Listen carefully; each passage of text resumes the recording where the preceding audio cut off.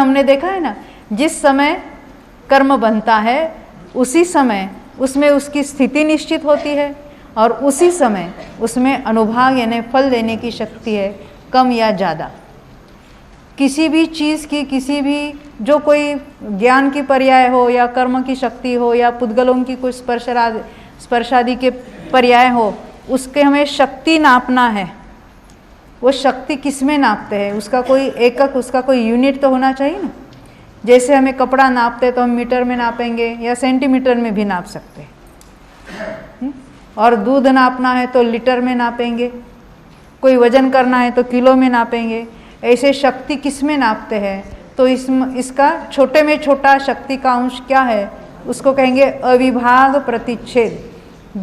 जिसका दूसरा विभाग नहीं हो सकता, ऐसे शक्ति का छोटे में छोटा जो अंश है उसको कहेंगे अविभाग प्रतिच्छेद, स्मॉलेस्ट यूनिट ऑफ पावर, जो कोई शक्ति जिसकी है।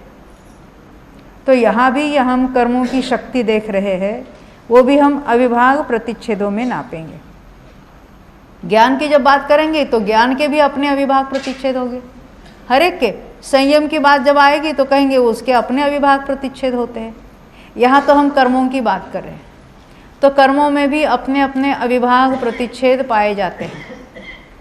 तो जिस कर्मों की बहुत फल देने की जो हम कहें ना तीव्र जो शक्ति है, अधिक से अधिक शक्ति है, तो हम कहेंगे उसके अविभाग प्रतिच्छेद ज़्यादा है।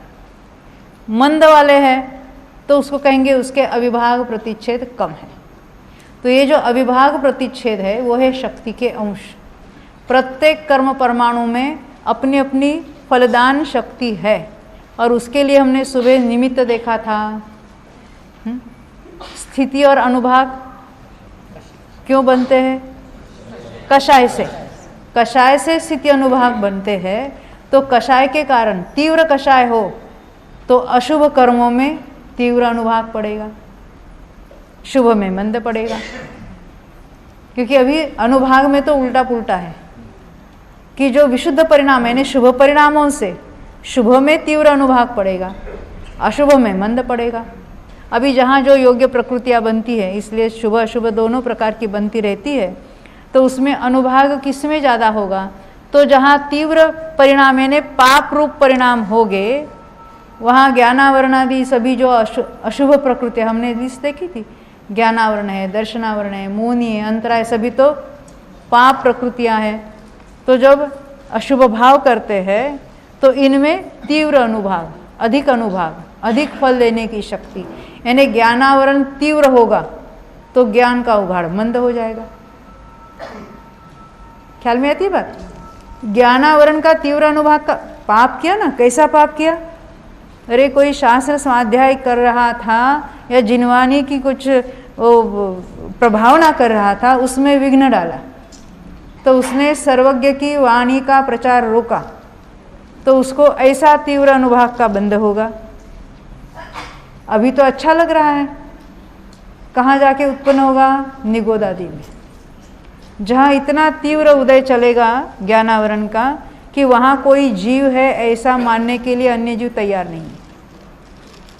कितने जीव मानते हैं बटाटा, आलू, प्याज, लहसुन वगैरह में अनंत जीव रहते हैं।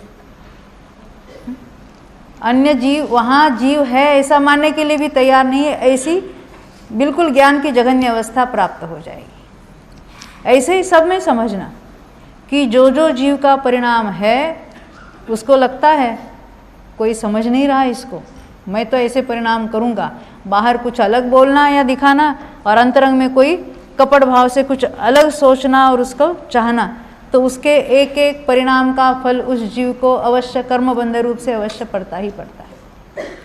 और जो बंध है उसका तो उदय आएगा ही आएगा, बिल्कुल आएगा। क्योंकि इसी से हमें तो ऐसा लगता है कि हमने तो कुछ पाप किया ही नहीं है, तो हमको तो दूसरों को तो नहीं समझता है, कर्मों को बरोबर समझता है ना। कर्म तो जानते नहीं है, परंतु ये तो ऑटोमेटिक व्यवस्था है। जैसा भाव होता है तदनुरूप उस जाति के जो कार्मान वर्गणा है वो कर्म रूप तो परिणमित होती ही रहती है। तो अब यहाँ जो हम अनुभाग की थोड़ी चर्चा करेंगे। अनुभाग का बंध होता है और उसको हम अविभाग प्रतिच्छेदों में नापते हैं। तो जैसे हमने जिसकी जिसकी समान स्थिति है, ऐसे परमाणुओं के समूह को क्या कहा था? अभी अभी हमने निषेक कहा था। अभी जिनमें जिनमें अनुभाग समान है उसका हम अलग ग्रुप बनाएंगे। हो सकता है कि वो कर्म नीचे के निषेक में हो या ऊपर के, वो कहाँ स्थित है उससे हमें कोई लेना देना नहीं। अब हम अपने क्राइटेरिया क्या है, अपना बेसिस क्या है, अपनी अपेक्षा कौन सी है, उसमें कितने अनुभाग है। कोई परमाणु जल्दी उदय में आने वाला हो, कोई बाद में आने वाला हो, कोई टॉप में पड़ा है, कहीं भी हो, जिसमें जिसमें समान अनुभाग है उनका हम अलग ग्रुप बनाएंगे और उस ग्रुप को हम क्या कहेंगे? वर्गणा। अभी तो हम स्पर्धक समझने वाले। यहाँ तो ये नीचे से लेकर उत्कृष्ट स्पर्धक, यहाँ उदय की कोई अपेक्षा नहीं है।